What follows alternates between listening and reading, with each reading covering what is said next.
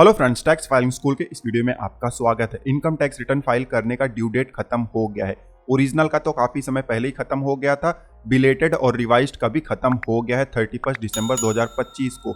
अब काफी सवाल आते हैं, इनकम टैक्स रिटर्न फाइल करना हम भूल गए या गलत इनकम टैक्स रिटर्न हमने फाइल कर दिया हुआ था, रिवाइज नहीं कर पाए, तो क्या अब हम इनकम टैक्स रिटर्न को रिवाइज कर सकते हैं या फिर से फाइल कर सकते हैं? तो जवाब है यस, जरूर आप कर सकते हो। ऑप्शन एक दिया जाता है अपडेटेड रिटर्न का। अब इससे रिलेटेड रूल रेगुलेशन भी है, ऐसा नहीं है कि कोई भी अपडेटेड रिटर्न फाइल कर सकता है। क्या रूल रेगुलेशन है उसके बारे में हम इस वीडियो में बात करेंगे, एकदम सिंपल तरीका आपको बताने वाला हूं। कहां पर अपडेटेड रिटर्न मिलेगा पहले ये बता देता हूं। ऑनलाइन फाइल नहीं होता है, ऑफलाइन फाइल होता है। इनकम टैक्स पोर्टल पर जब आप आ जाओगे इस तरीके से, यहाँ पर डाउनलोड का बटन आपको दिखाई दे जाएगा, क्लिक करोगे इस तरीके से पेज आ जाएगा। असेसमेंट ईयर आप सेलेक्ट कर लो। अब नीचे आओगे, यहाँ पर ITR टाइप दिए गए हैं, जो भी ITR आपके लिए एप्लीकेबल होगा क्लिक करोगे उस पर, तो आपको यहाँ पर एक्सेल यूटिलिटी दिखाई दे जाएगा।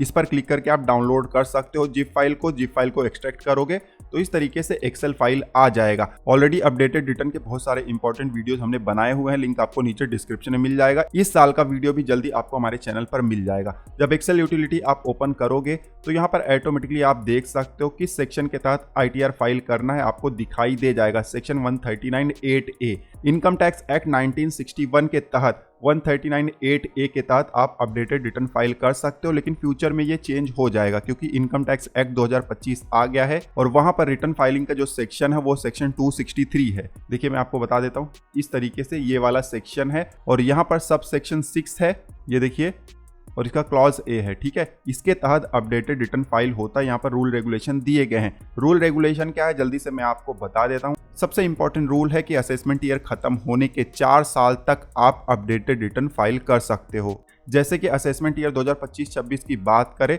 तो अभी देखिए असेसमेंट ईयर कब खत्म होगा, 31 मार्च 2026 को। तो 4 साल अगर हम पकड़ेंगे तो 31 मार्च 2030 तक आप अपडेटेड रिटर्न फाइल कर सकते हो। अब ऐसा नहीं है कि बहुत ज़्यादा समय है, समय जितना ज़्यादा आप ITR फाइल करने में लोगे उतना ही आपको एडिशनल पेनाल्टी लगेगा।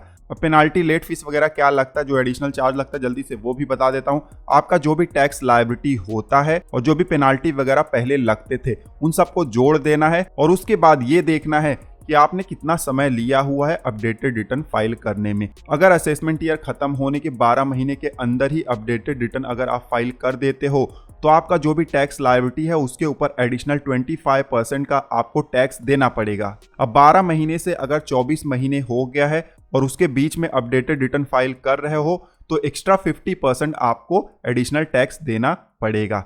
24 महीने से लेकर 36 महीने हो गए हैं, उसके बीच में आप अगर अपना अपडेटेड रिटर्न फाइल कर रहे हो तो 60% एडिशनल टैक्स देना पड़ेगा। और 36 महीने से लेकर 48 महीने का जो पीरियड होगा उसके बीच में अपडेटेड रिटर्न फाइल करते हो तो आपको 70% एडिशनल टैक्स देना पड़ेगा। तो जितना डिले करोगे उतना एडिशनल टैक्स लायबिलिटी आपको भरना पड़ेगा। अपडेटेड रिटर्न जो भी आप फाइल करोगे, जो भी आपका टैक्स लायबिलिटी बनेगा, सबसे पहले आपको पेमेंट करना पड़ेगा। पेमेंट करने के बाद ही अपडेटेड रिटर्न फाइल होगा, उसके पहले नहीं होगा, ठीक है। काफी लोग सवाल पूछते हैं, हमारा तो इनकम टैक्स रिफंड है, क्या हम अपडेटेड रिटर्न फाइल करके अपना रिफंड क्लेम कर सकते हैं? तो जवाब है बिल्कुल नहीं। कोई भी रिफंड आप क्लेम नहीं कर सकते हो अपडेटेड रिटर्न के जरिए।